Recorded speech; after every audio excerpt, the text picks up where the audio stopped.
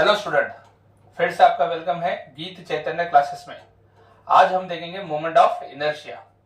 जैसे हर पिक्चर में हीरो होता है, वैसा हर चैप्टर में क्वांटिटी होता है। हीरो के आगे पीछे कहानी दौड़ती है पिक्चर की, उसी तरह हर चैप्टर में एक क्वांटिटी है, उसके साथ ही सब कहानी जुड़ती है उस चैप्टर की।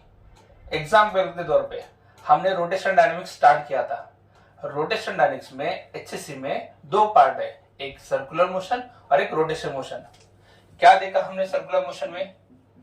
सर्कुलर मोशन में जो भी कहानी है सर्कुलर मोशन पढ़ रहे थे, वो किसके आगे पीछे दौड़ रही थी? सेंट्रीपिटल फोर्स है, सही है।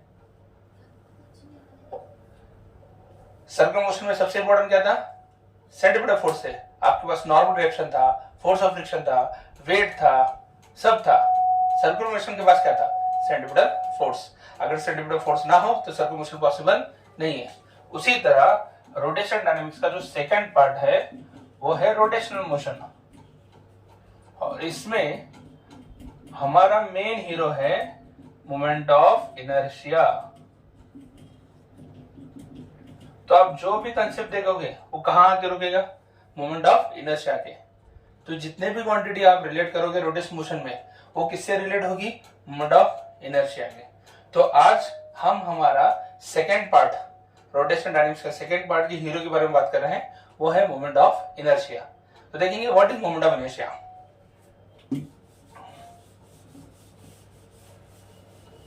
सो मोमेंट ऑफ इनर्शिया जनरली उसका फॉर्मूला लिखता हूं मैं, और फॉर्मूले से डेफिनेशन के पास जाएंगे। फॉर्मूला क्या है? I equal to m1 r1 square m2 r2 square up to mn rn square. ये I क्या है? I is moment of inertia.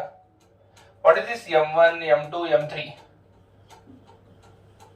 Where m1 m2 m3 up to mn are masses of particles in body।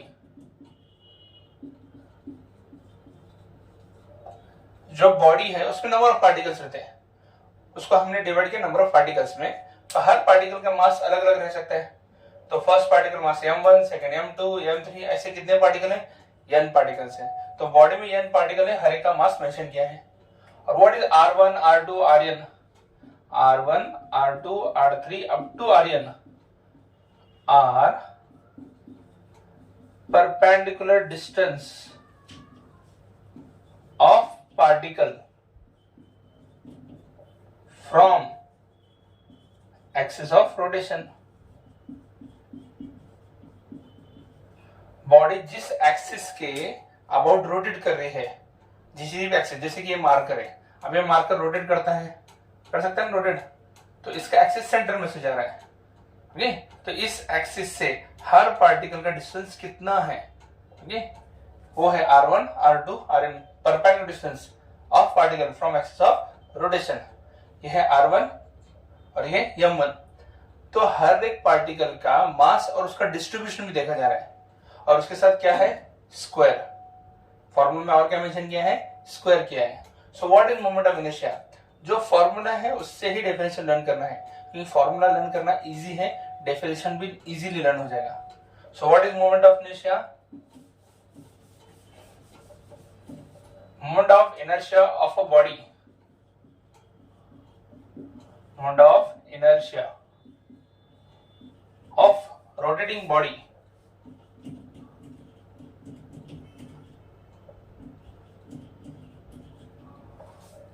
about given axis is defined as, rotating body, body भी लिखे तो चलता है। Moment of inertia of rotating body और body about given axis is defined as, पहले हम क्या लिखेंगे? सम। यहां क्या हो रहा है? सम हो रहा है। किसका सम हो रहा है?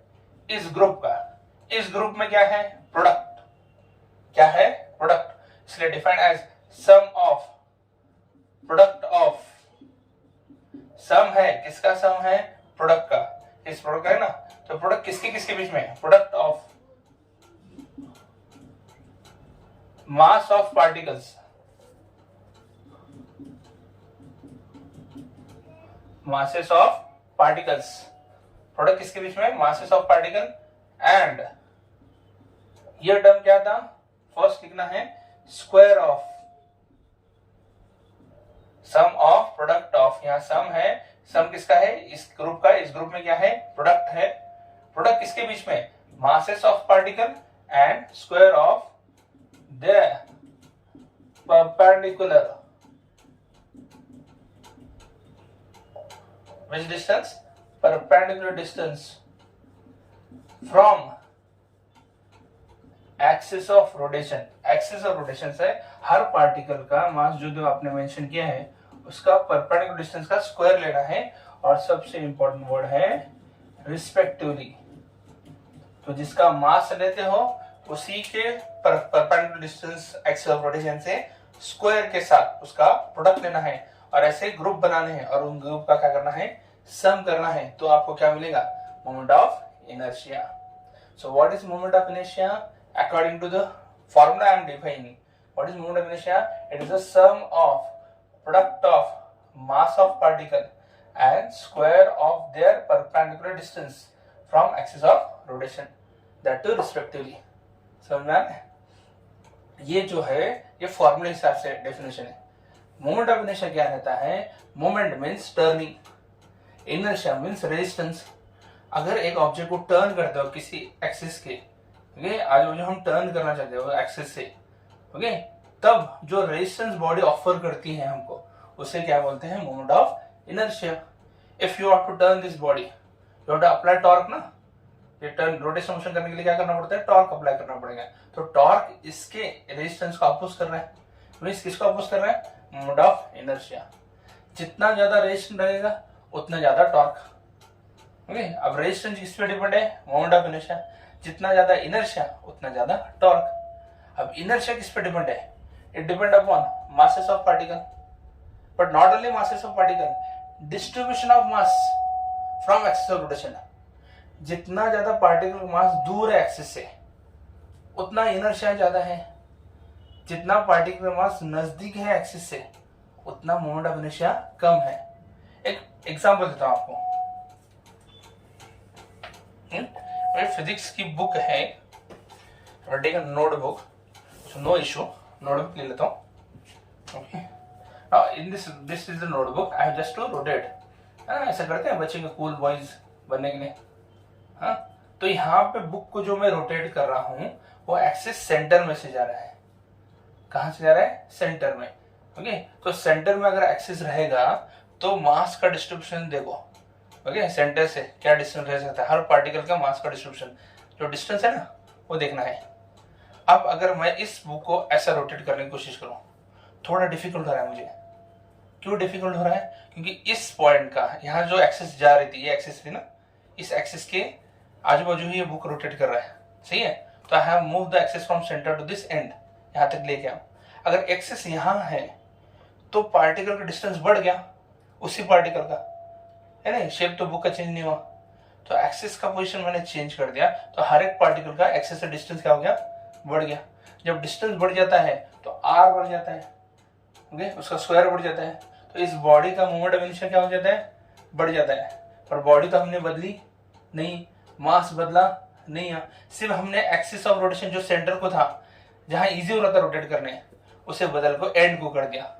अब यहाँ डिफिकल्ट हो रहा है. क्यों डिफिकल्ट हो रहा है, क्योंकि एक्सिस से पार्टिकल का डिस्टेंस बढ़ गया है. समझ में आ रहा है. तो मोमेंट ऑफ इनर्शिया किस पे डिपेंड है, मास पे तो डिपेंड है, ओके, डिपेंड अपॉन मास. अब इस बुक की जगह दूसरी बुक ले लेंगे हम, एक ऐसी बुक जिसका मास कम हो, जैसे कि ये, ओके, इसका मास बहुत कम है, ये तो इजीली हो रहा है, सेंटर को भी हो रहा है, एंड को थोड़ा डिफिकल्ट होगा सेंटर से, पर उस बुक से तो इजी हो रहा है. समझ आ रहा है. तो अगर आप बॉडी का मास देखते हो, मास चेंज होता है तो इनर्शिया चेंज होता है. ओके, तो ये इन सिंपल है, मोमेंट ऑफ इनर्शिया मास पर डिपेंड है. पर और एक इंपॉर्टेंट चीज क्या है, मोमेंट ऑफ इनर्शिया किस पर डिपेंड है, distribution of mass about the axis. Axis से आपने पार्टिकल को कहां डिस्ट्रीब्यूट किया है, कितने दूर किया है, कितने नजदीक किया है, उस पर भी डिपेंड है. ओके, अगर आप पोजीशन ओरिएंटेशन एक्सिस रोटेशन का बदलते हो, जो एक्सिस रोटेशन है उसका पोजीशन चेंज करते हो, उसका ओरिएंटेशन चेंज करते हो, क्या होता है, मोमेंट ऑफ इनर्शिया चेंज होता है। Are getting this? So this is the simple definition of moment of inertia. मुझे लगता है इतना सफिशिएंट है हमारे कंटेंट के लिए। क्या है मोमेंट ऑफ इनर्शिया?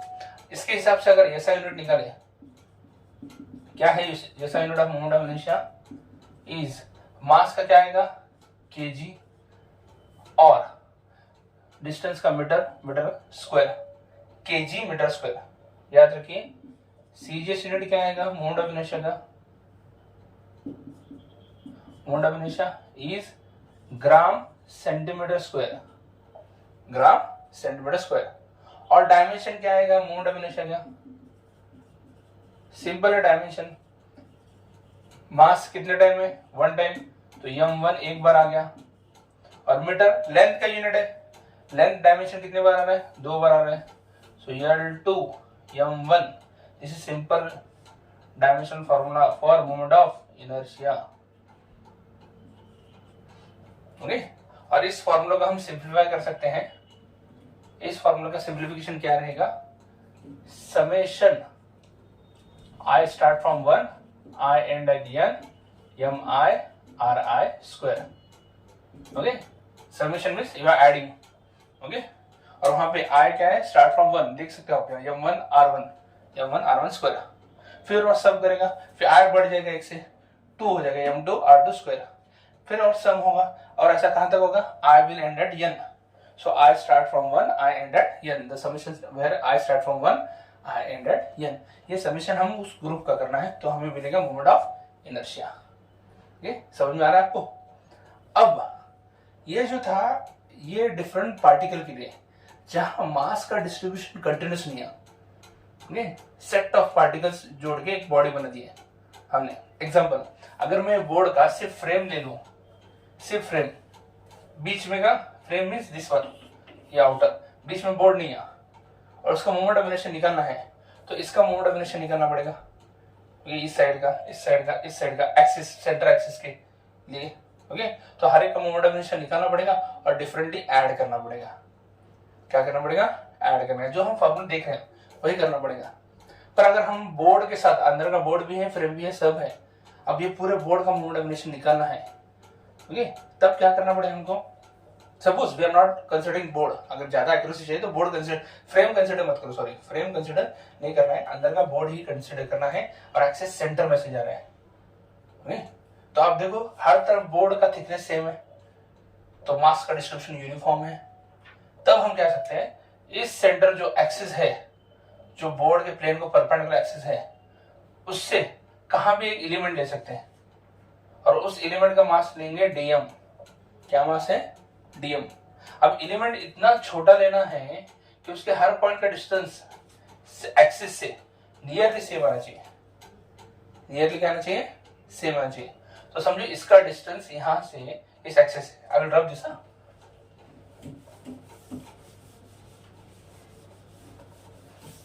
तो आपको कंसंट्रेट करना इजी हो जाएगा।